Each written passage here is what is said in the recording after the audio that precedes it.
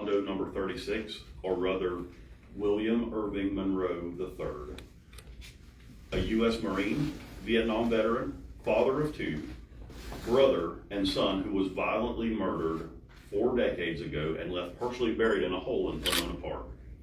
I can't express enough gratitude to Captain Chris Stallings for bringing this case out of the cold, as well as Mr. Monroe's brother and son, who since January have worked with us providing information, pictures, and documents that have humanized our victim. More importantly, a special thanks to Richard Monroe, who provided us the confirming DNA that allows us to say with certainty that William Monroe is in fact our murder victim. This story has taken on several twists and turns in only a matter of months. So bear with us as we go over what is brought to us today from this point forward, and how we were able to get important funding for not only DNA testing, but also genealogy research, which is essential in identifying and helping the medical examiner determine the deceased.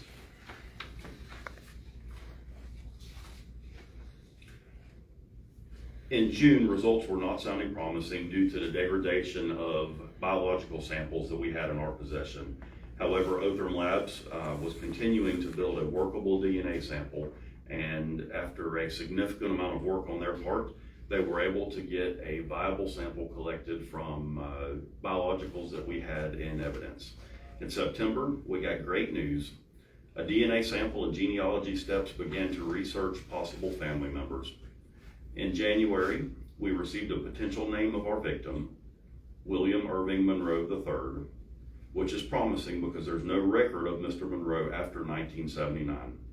A list of potential family members includes a sister, Joyce, and a brother, Richard. Upon calling Richard, we began to understand that this is not a migrant worker who we once thought, but a person who has ties to Putnam County, specifically Pomona Park. His ex-wife raised their 2 sons here in Pomona Park. Michael, who is here with us today, was only 8 when his father disappeared and has joined us. He's been instrumental in providing additional context. His brother and William's other son, Chris, tragically died in a car accident in 1994.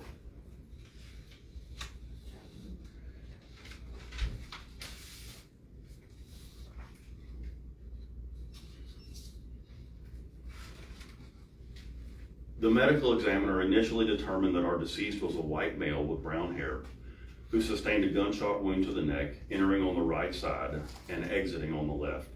He had a large hematoma on his right side of his chest from blunt force trauma or a fall, and a hairline fracture at the base of the skull. As I indicated, he was initially believed to be a migrant worker. Investigators interviewed a driver for Simmons Labor Camp in Pomona Park, and the driver said he traveled to several cities to pick up transients to work at a camp. He picked up 3 black men and only 1 white man at a Daily Bread in Orlando on November 15th. The white man had a shirt with the word Dallas on it, which our victim was wearing at the time of his discovery. After 3 days, the white male leaves the camp and did not return. And that takes us to several interesting twists in this story. As I said, Captain Stallings was the one who was able to bring this case out of the cold. And I want to take an opportunity to turn the time over to him to take us through some of the more intimate details of this case, and then we're happy to answer any questions you may have. With this case, as it came about, I guess in early January, when we were finally able to make contact with the brother after the DNA testing confirmed the identity of who our victim actually was, we were able to start putting a few of the pieces together.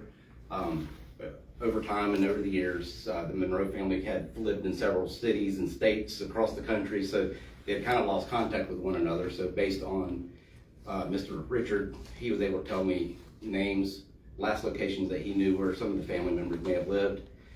So then we started down that road and try to identify more family members, specifically if we could find Mr. Monroe's biological son. Luckily, through some research, we were able to find a marriage announcement down in Hialeah in 1971, which mentioned his wife at the time's name. With that name, started doing some more research, found Mr. Monroe mentioned in a civil court hearing sometime in the early 80s. but there was another name attached to it, had the same first name and middle initial of his wife, but a different last name.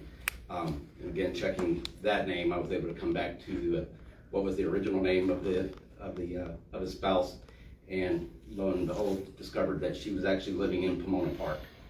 So at that point, I was able to confirm, and I found she unfortunately had passed away in 2020, but an obituary had actually informed the public that she had lived off and on in the Pomona Park area since 1971, which was the year that Mr. Monroe and Ms. Lynch at the time were married.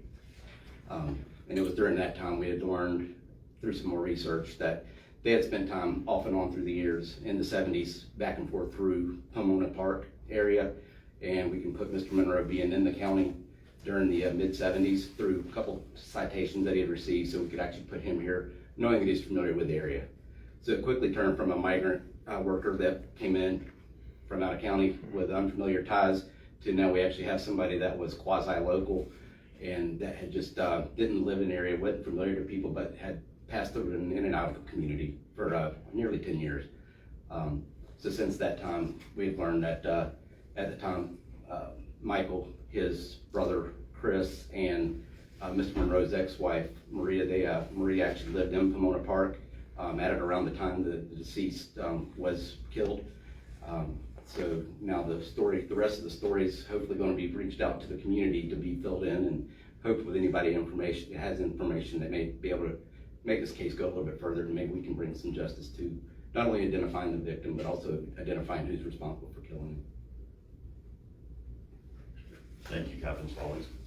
While this is an exciting moment for us, we also recognize this is a bittersweet moment for the family. We're very pleased, based on Captain Stallings' efforts and the substantial amount of work that he's put in this case, that we're able to bring some finality to this case and some closure to the Monroe family.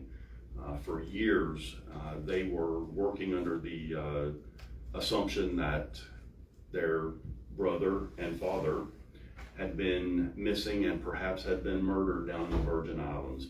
We now know unequivocally that is not the case. And while this may be just another piece in the puzzle, it now gives them the peace to know that we have identified their brother, who will be properly memorialized. We're currently working with Veteran Services to acquire a grave marker at this time, and are overall entirely pleased with the results thus far. We're hopeful that anyone who has information pertaining to this case would be willing to come forward and share that information with Captain Stallings and his investigative team, in hopes that we can bring this case to full closure for the Monroe family. And with that, any questions? Was he ever reported as missing back in 1980? No, he was not ever reported as missing. In speaking with Mr. Monroe, the brother, he said that their father actually hired a private investigator trying to identify his whereabouts, but that he bounced around from city to city and state to state. So they really had nowhere to even begin a missing persons investigation.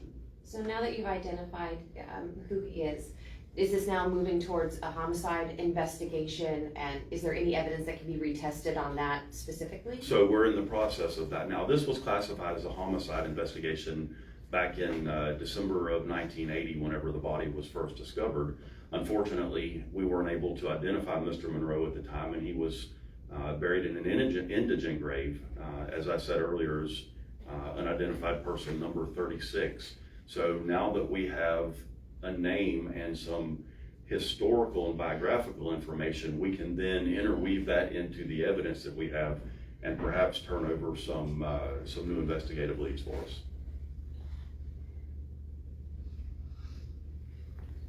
Any other questions?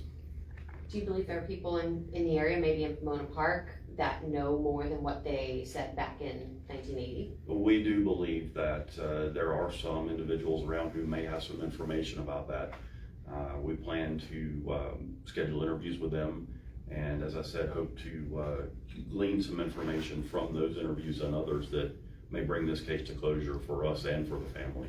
Is there a reward in this case for information? Like, I know how sometimes there's Crime Stoppers rewards. Is there one Sure, specific? there is reward money available through Crime Stoppers by calling the 1-800 number, and that's available to anyone, and you can remain anonymous.